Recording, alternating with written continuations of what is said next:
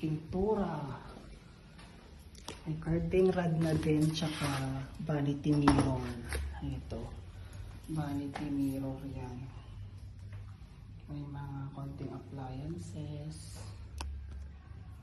And hindi pa tapos, pipinturahan pa siya bukas. Ito yung hagdan. May mga ilaw na. Yan o, dito sa baba may 4. Kat mo, yan o. Wala pang kisame.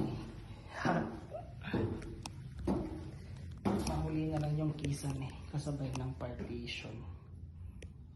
Yan o.